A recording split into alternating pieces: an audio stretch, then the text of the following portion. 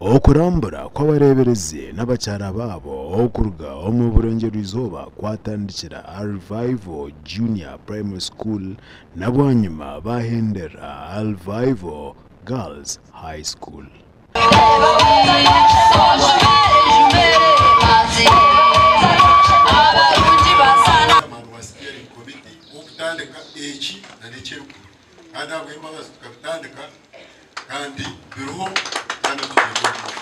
You look beautiful and healthy and strong and clean, very smart, very smart. And among them, as you have heard, doctors, engineers, bishops, name it.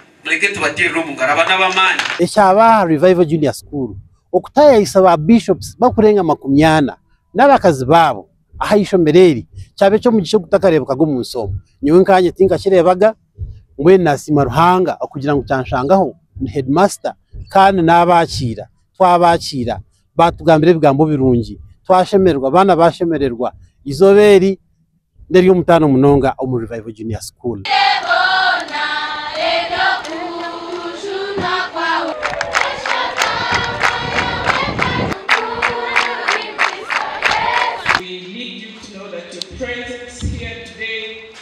A blessing and encouragement to our students, the staff, and the entire community. Abareberezi n'abakyara babo baramuzibwa na project zitakushana omure ezkwat no kinga no kurisa. Abamwikirize bahamira kwikiriza bashemerire.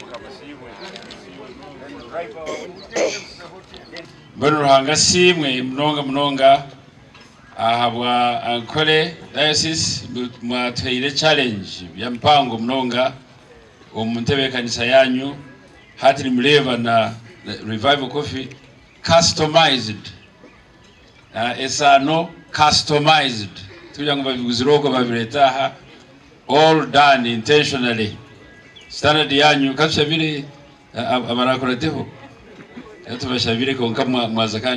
you have set the bar so high.